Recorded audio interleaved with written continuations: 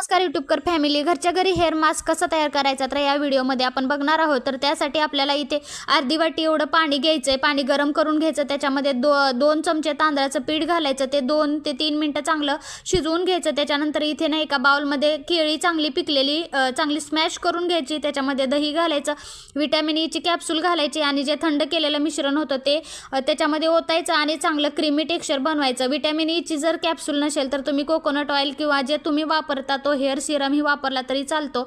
आणि हे अंघोळीच्या अगोदर ना अर्धा ते 1 तास एवढं चांगलं हे लावून ठेवायचं केसांना, जसं मेहंदी लावतो ना आपण त्या पद्धतीने लावून ठेवायचं। आठवड्यातून 2दा तुम्ही हा हेअर पॅक नक्की ट्राय करून बघा।